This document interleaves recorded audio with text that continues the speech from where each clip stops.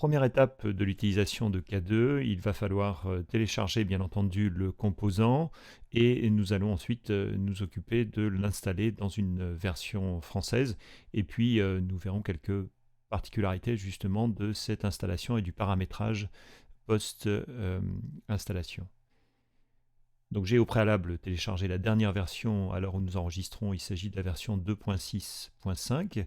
Il s'agit d'un package complet, j'entends par le fait que quand vous allez installer ce composant, vous allez installer l'ensemble des éléments de ce package qui est constitué à la fois du composant natif et également des différents modules et plugins qui feront leur apparition une fois l'installation terminée dans Joomla. Donc l'installation est tout à fait standard. Dans la gestion des extensions, nous allons parcourir le dossier dans lequel cette version a été téléchargée. Je vais ensuite l'ouvrir et l'installer.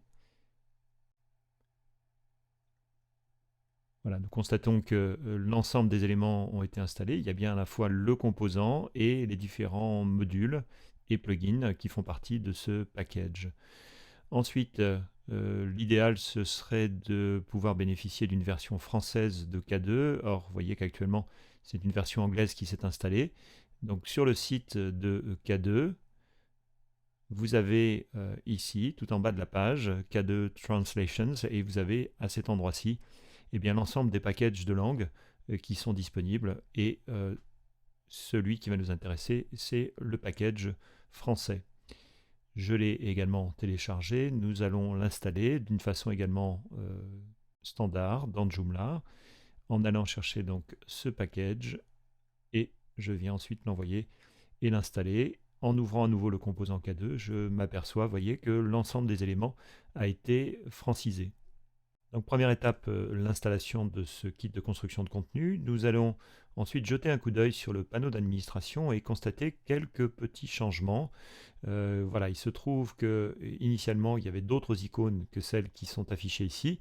Alors pas de panique, il s'agit simplement d'un groupe qui s'appelle K2 Quick Icons que vous avez ici et qui vient compléter les icônes de raccourci standard que vous avez dans Joomla. Donc le passage de l'un à l'autre peut se faire sans souci. Par défaut, il s'agit bien entendu de celui-là qui est activé. Alors, si vous souhaitez ne pas avoir cet élément nativement ouvert, mais plutôt les icônes standards raccourcis dans Joomla, je vous rappelle l'astuce. Dans le menu extension, vous allez avoir la gestion des modules. Et sachez que la partie administration fait appel également à cette fonctionnalité de Joomla. Donc nous allons pouvoir, dans cette partie filtrante, n'afficher que les modules d'administration. Nous allons ensuite aller dans la position Icon que vous avez ici. Nous retrouvons les deux éléments qui sont actuellement positionnés dans cette position, donc ici dans le panneau d'administration sur le côté gauche. Et nous allons cliquer sur Ordre et tout simplement faire passer en deuxième position le module K2 Quick Icons que vous avez ici. Donc dès que je vais cliquer sur la petite disquette, eh bien j'aurai ici l'ordre que je souhaitais et dans le panneau d'administration, nous aurons en fait ici les icônes de raccourci. Alors pour cela, je vais me déconnecter pour vous montrer justement que lors de la connexion, vous voyez, il s'agit bien des icônes natives de Joomla qui s'affichent.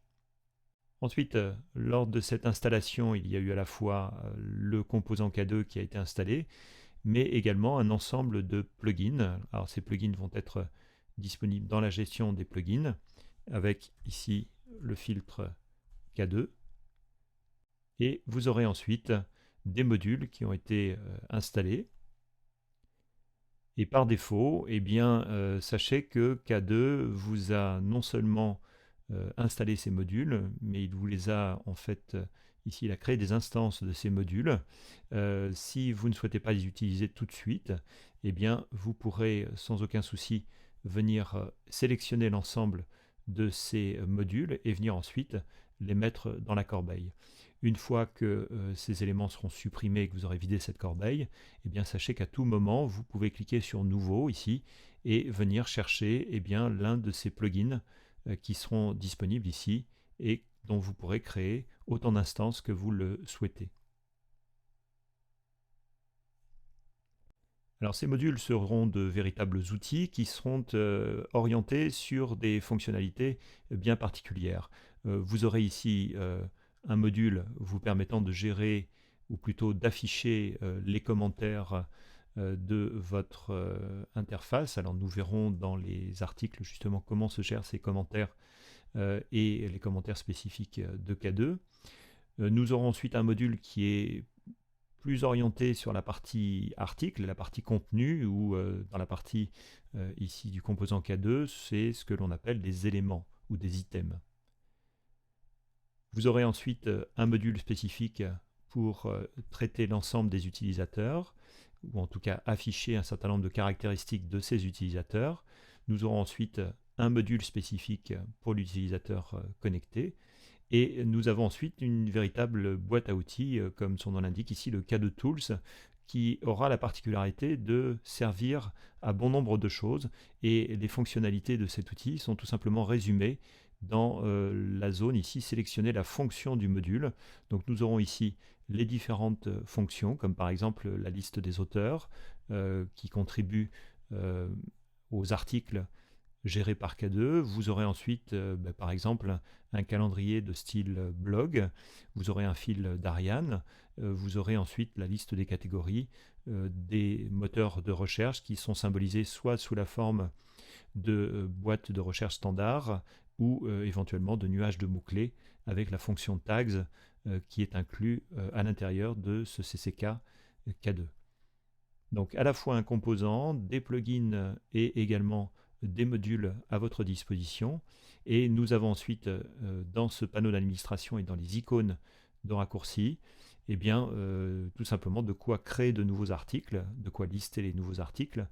Les articles en vedette de Joomla s'appellent ici les éléments particuliers ou les items en vedette. Vous avez bien entendu une gestion de la corbeille, des catégories également. Les étiquettes seront, c'est l'appellation française du mot tags en anglais. La gestion des commentaires également se fera par le biais de ce raccourci. Nous aurons la notion de groupe et de champ supplémentaires. Nous aborderons également cette notion dans un tutoriel dédié.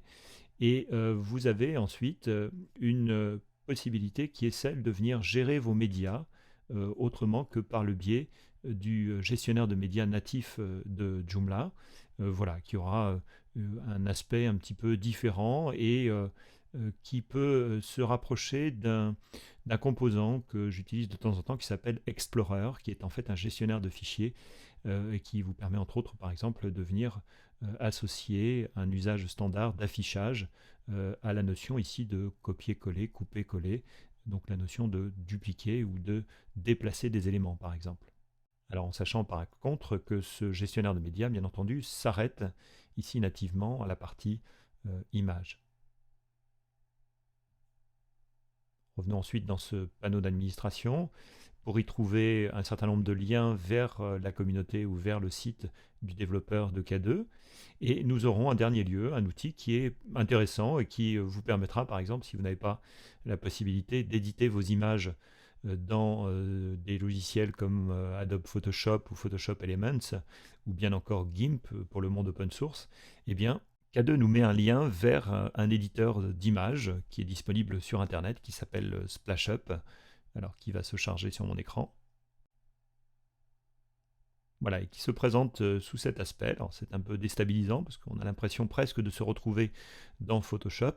Et mis à part le fait que vous ayez des menus en anglais, eh bien, vous aurez tout le loisir de venir ouvrir une image existante, de venir ensuite, si vous le souhaitez, créer carrément un montage photographique avec cette interface, et venir ensuite, si vous le souhaitez également, prendre des captures avec votre webcam si vous en avez une, et donc ensuite traiter de façon standard des tailles d'images, des recadrages d'images, avec en plus, vous voyez, comme dans le vrai Photoshop, des calques et des palettes, comme par exemple la palette ici couleur qui vous permettra de venir fabriquer des couleurs à orientation RVB ou rouge vert bleu ou également des codes hexadécimaux. Donc vous voyez ici un couplage entre un éditeur d'images et un éditeur de contenu au travers voilà, de ces deux outils, Joomla et SplashUp.